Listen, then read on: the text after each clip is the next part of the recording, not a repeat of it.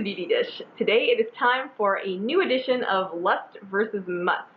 So this is an occasional series that I do where I present you with two products, one which is lust-worthy because of its relatively high price tag, and the other which I consider a must because it is a heck of a lot more affordable. Now, I only do a lust versus must video when I come across two products that I think are both really excellent, you know, one high-end, one affordable, and also comparable or interesting to compare in some way. So today I'm going to be talking about volumizing mascaras.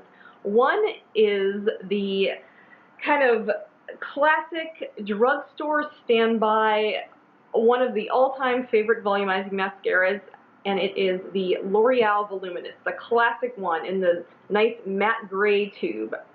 It even says Voluminous Original because there are multiple iterations of the Voluminous brand, line, whatever you want to call it. The other one, the Lust product, is I guess maybe one of the grand dames of luxury volumizing mascaras, and it's Le Volume de Chanel in this sleek black tube that says Chanel.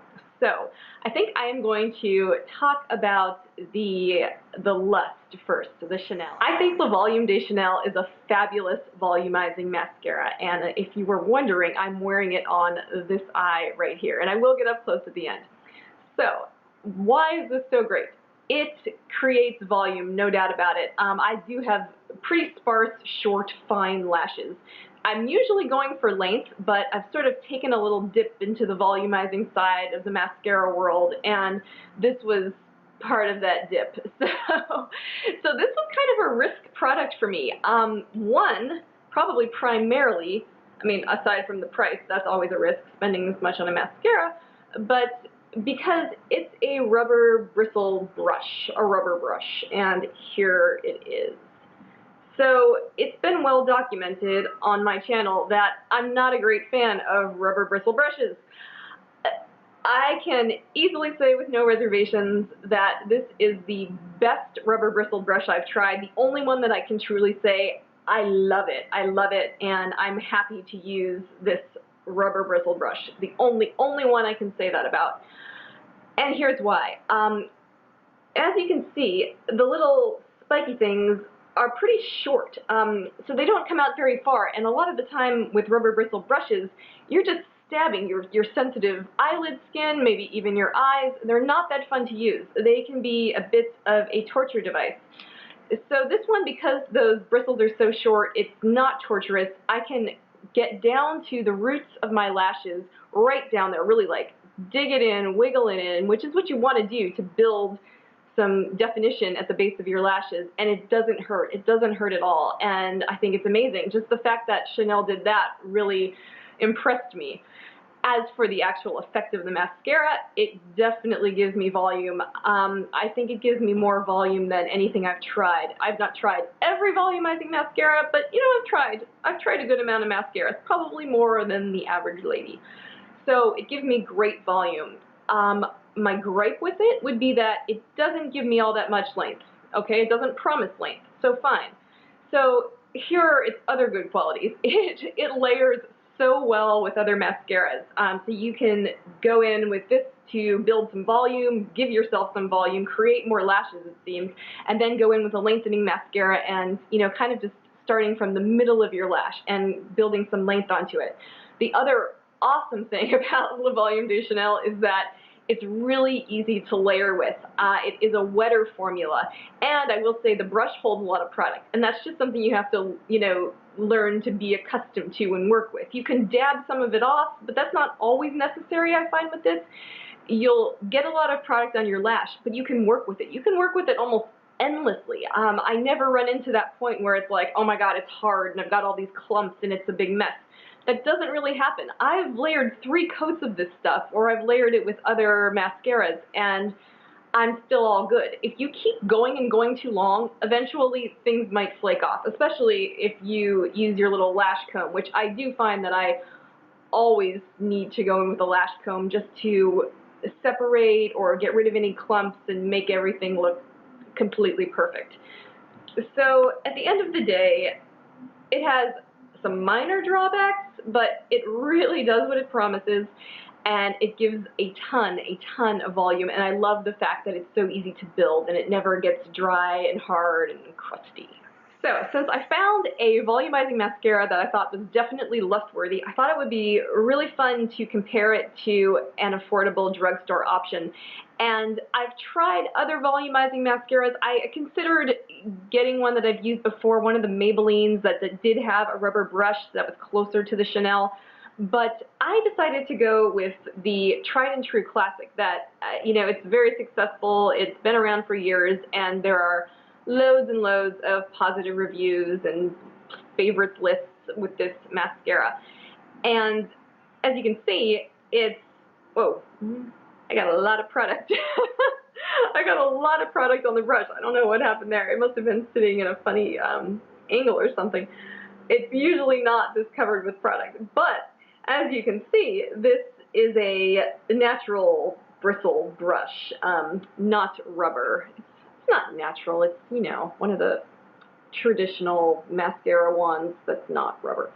So, it's a classic shape. There's really no gimmicks about the wand, and I think that's why this has really withstood the test of time and has, you know, continued to be one of L'Oreal's best-selling mascaras. There's no funky gimmick. It's just a good mascara. And I am comparing it to the Chanel because they both really do produce a similar effect. And that's one of the criteria for a good lust versus must comparison for me. So on this eye I have the L'Oreal, and let's see, it gives me volume for sure. It creates volume. It does create more length than the Chanel, just a little bit more. So this is it's more of an all-arounder mascara, where the Chanel is all about volume. You will get some length with the L'Oreal, and I do appreciate that since my lashes are pretty short. Now, where it falls short of the Chanel is with, I guess, with ease of use. And I think the Chanel is just ridiculously easy to use. I mean, I think this is an exceptional mascara, and the L'Oreal is great, but it doesn't quite measure up to the Chanel in the sense that I have a harder time fully coating every lash with product. Like I said, you get a lot of product on there with the Chanel, and it coats every lash, and it gets down into the roots, and this gets into the roots too, but it's a drier formula. So these are very different mascaras, and this one's a little bit drier. So you have to get a lot of product on, you have to apply it carefully and evenly, and I go, you know, over this way with the lashes and then up so that I get it on both sides of my lashes. And I do that with the Chanel as well. So it may be a little harder to coat lashes, and it's dry, so that can be harder with very fine eyelash hairs like I have. But at the end of the day, I can put on 2 coats, I can get some length, I can get great volume, and it produces a really nice effect that looks almost identical to the Chanel. I would say the differences that I can see when I get up close, and maybe hopefully you'll see them too, is that I can see a little more length with the L'Oreal, and I can see a little more volume with the Chanel. And the Chanel has a very even look to it, which you can only see up very, very close. But overall, they are both great volumizing mascaras, and they produce a similar effect. I've worn them one on one eye, one on the other eye for days and days and days in preparation for this video. At least 7 days I've done that because it's kind of fun. And I get to, you know, play with them and how to use them and how to best use them. And I do really enjoy it. The L'Oreal doesn't flake. You know, it's the same with the Chanel. If you keep on going and you keep combing it, there will be flakes. But they don't flake throughout the day. They stay on all day. They're both easy to remove with a normal sort of eye makeup remover or cleanser. They wear very similarly. I think they're both excellent choices. Now, the reason you might want to go with the Lust version, the Chanel, is if you really like a rubber brush, some people do, if you really like a more wet formula, if you're really just all about volume, you might want to treat yourself to the Chanel, whereas this is more of an all-arounder. The other advantage of the Chanel is that it you have more time to play and more time to layer. So if you love layering 2 or even 3 mascaras, this is an easy one to add to the mix. It gives you a lot of nice wet product that's really easy to work with.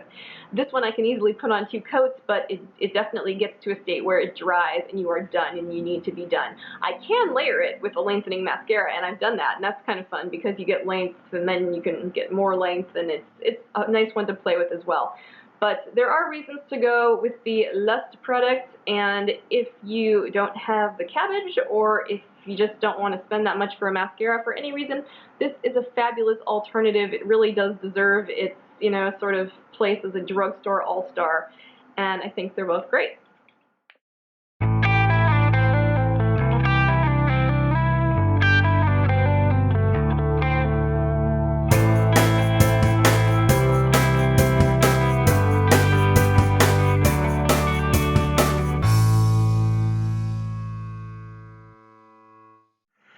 Thank you guys so much for joining me for this Lust versus Must, and I just realized I have another Lust versus Must that I can do. It's just kind of like I used a product today and I realized I've got the perfect comparison, so I'm excited for that. If you like this series, there's another one coming up soon.